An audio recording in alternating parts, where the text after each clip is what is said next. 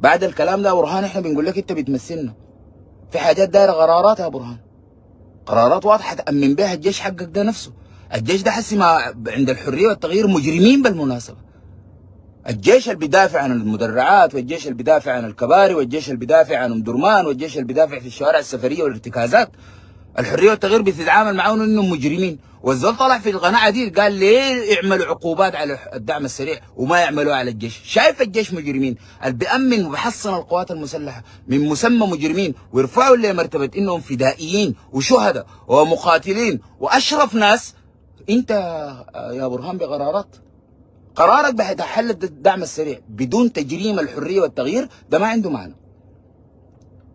ده في حاجه انت في راسك، طبعا اصلا ما في اثنين ثلاثه تمثلني، وبالحاجه اللي في راسك دي لا تمثلني وما حتقدر تعملها، ولا داير كواريك ولا داير ليه ولا داير شكل. الناس اللي عندهم علاقه بالعسكريه يشرحوا لي الخطه بتاعتنا حسي اعاده الناس يا برهان، لكن انت بتنفرنا. حتى الجوازات الناس اللي داير يعملوها لانهم ما واثقين فيك، ما معروف تحصل شنو قدام. اللي بيطلعوها دل في الولايات ما واثقين فيك، ما شافوك عملت في شنو في الخرطوم وتعاملت مع المساله دي كيف. انا بقول حسي كلام واضح. هز الثقه بين الجيش والشعب السوداني دي وراها القوات المسلحه، وراها الفريق الغالي، وراها البرهان، وراها الفريق محمد عثمان الحسين. ثلاثه ديل عندهم حاجه في راسهم انا ما قادر افهمها. فريق الغالي عندنا شغل في بورسودان، ملفات داخل فيها انت باسمك، وانت عندك ملفات قضايا فساد قبل كده. انا ما اعرف البرهان ده مخليك ليش كويس. مشكورين الشباب ذكرونا الملف بتاع الشركه الفرنسيه قبل سنتين، ده زول ده مخليك لحد هسه كيف. الفريق مع محمد عثمان ده انت حسه دي ما قبل الحرب ده انا عامل لك 3 لايفات. تتذكر التقرير اللي رفعته بتاع اللجنه الامنيه والخلافات بين البرهان والحميتي كانت في اوجها، شلت التقرير مشيت لحميتي في مكتبه، وانا كنت عامل لايفات عن الحاجه دي، انه التقارير دي ما حيكون فيها اي دراسه للدعم السريع، قوات واستهدافه ده حيغدرنا. ما ممكن تكون انت كتبت لحميتي في التقرير ده اللجنه الامنيه انه احنا شفنا لك دخلت 26,000 من قواتك. ما عندكم القضيه بتاعت المعسكرات اللي شلتوها من وزاره الشباب والرياضه، ارض المعسكرات اتدخل فيها الدعم السريع 30,000، انتوا قال بيوتهم في الشارع. ما في زول ادى الدعم السريع التصديق انه يدخل قواته دي، ده منو اللي عمل الحاجه دي؟ اللي عمل الحاجه دي ما عنده اي استراتيجيه ولا عسكريه، ده الان قاعد في كابينه القياده، قاعد كيف في كابينه القياده؟ فانت يا برهان بعدين ان شاء الله ترجعنا، بس في بل كده بختلف. الجيش يتكلم معانا عديل. انا هسي همي حاجه واحده، هز الثقه بين الجيش والشعب السوداني، وهز الثقه حقت الجيش في نفسه. الجيش كله يا برهان بيتكلم انه القياده ما قدرت تطلع قرارات ما واضحه. انت كده تقول لي اسس موانعك شنو؟ ما الذي يمنع انه حاميه الجبلوليه تنزل تفك الحصار عن المدرعات؟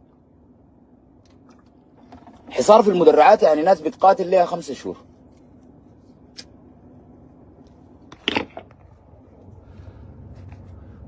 بيقاتلوا لهم 5 شهور، شايفين انه كل يوم محاصرين. الدعامه بيجوا بيضربوا في المدرعات وبيمشي بيوتهم اللي هي بيوتنا، بيرتاحوا في بيوتنا في اموالنا، بيسرقوا الخضار، بيسرقوا الفواكه، بيسرقوا المعلبات، بيرقدوا في مراتبنا، بيسرقوا بنزيننا، وبيركبوا يجوا راجعين تاني المدرعات بعد يومين. العساكر اللي قاعدين دول جوا ما طلعوا عليه الليله، ما طلعوا عليه الليله، ما شايفين في استهداف. طيب يا اخي نزل لهم امداد، بيقول لك جو ما عارف 2000 جو بتاع بيفكوها في الميديا، ولا في امداد ولا حاجه، بترفع في معنويات ضباطك ساي. ليه انت قاصدهم؟ ليه يا برهان؟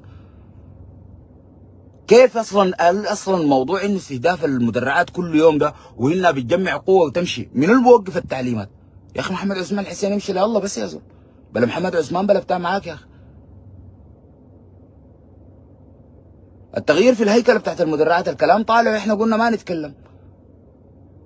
كلام حايم اكيد انه نصر الدين اللي هو نصر الدين في الايقاف، طلعت اشاعه والناس نفتها نصر الدين في الايقاف، لكن ما قدرت امسك القياده لنصر الدين في الايقاف ولا لايوب. الليله الجيش المدرعات دي تحسموها عشان ما نقعد نتكلم كثير. الجيش ده انت بتهيس فيه يا برهان، عشان كده الجيش بيخط الكلاش ولا بيحارب بدون قناعه، ما عارف هو ذاته بيحارب في شنو. اللي بيحصل في المدرعات ده استهداف للمدرعات ولا العساكر الجوع عشان تسقط وتبقى مكسب اعلامي للحريه والتغيير ولا الدعم السريع يلقوا لهم كرت يبدوا يفاوضوا بهم من الاول. والحصل في المدرعات ده هو الاخر الاتفاق بالمناسبه، الناس تكون عارفه يعني. اللي بيعملوا فوق المدرعات ده بالمناسبه مؤمن السودان. اخر معقل لو سقطت المدرعات حتسقط القياده العامه، حيقطعوا بالكباري دباباتنا اللي قاعده في المدرعات دي حيسوقها يمشي وادي سيدنا يسقطوها. احنا من هنا بنتكلم مع القوات المسلحه يا جيش، احنا مؤمنين بقضيتكم تماما ومؤمنين باستبسالكم وعارفين المسائل النفسيه اللي بتهزكم، واحنا بنحميكم زي ما بتحموا اعراضنا انتوا. احنا بنحميكم من اي رايش يجيكم واي زول يتطاول عليكم. احنا حنصد له، حنصد له بالصوت وحنصد له بالكلاش وحنصد له بالمحاكم، وموقعكم في قلوبنا وفي الميدان ثابت. انتوا بتحاربوا في معركة كرامة حقيقية لما تخاذل الناس وتراجعوا انتوا الثابتين.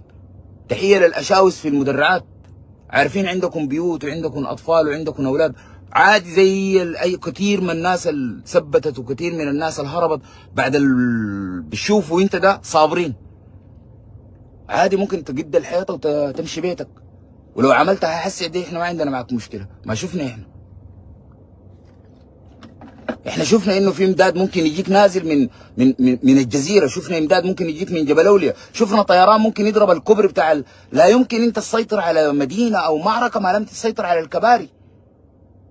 ما في زول حتى الان الشيطان والجن والانسان الثلاثه ديل، الثلاثه تجيبهم تخطهم تسال البرهان، والبرهان معاهم جن وانس وشيطان والبرهان.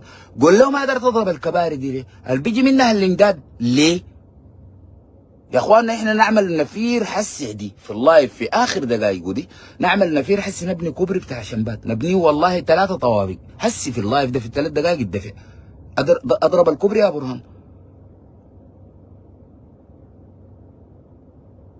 خطابك يا برهان لازم كل القوات المسلحه تثبتهم وتقنعهم انه هم بيعملوا في الصح، لكن ما ممكن تيجي تقول والله انتوا الحارسيننا وانتوا الرجال. كلام الحماس اللي بتقوله للناس في بورسودان ما زي الكلام اللي بتقوله للناس في المدرعات. الميديا قاعد والتلفزيون قاعد وزح الغالي من الناس. التلفزيون ديل الليله قالوا دار يطلعهم من قصر الضيافه، ولانه الموضوع ده عندهم هبره في حته ثانيه، في حسابات نازله في موظفين وبتاع، هو ومعاه وزير الاعلام وكلام فارغ كده، حنجيو بعدين بالتفاصيل.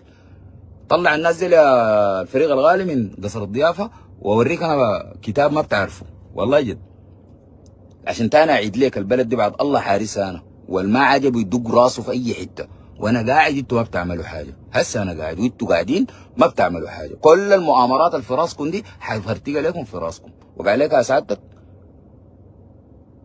اطلع التلفزيون يا برهان، خاطب ناس المدرعات، خاطب اسر المدرعات، بيتكلم عساكر قاعدين في امان في بورسودان. ده ما الزول اللي قاعد في القياده العامه، قاعد معك 6 شهور في القياده العامه، عارف وضعنا وحالتنا يا برهان. لما طلعت من القياده دي ربنا مرقك، كان تفك الحصار عن القياده، اقلاها تنزل بين 3 كباري تفك الحصار عن القياده. كل يوم احنا نطلع نتكلم تلبس لنا النظاره المظلله بتاعتك انت بتظل في شنو يا زول؟ انت ما شايف الحاصل؟ انا احتار الانتصار هو الان قدامنا، انت ما قدرت تنتصر، لكن عموما زي ما قلت لك انت ما في احنا منتصرين. نقطه عربي انتهى.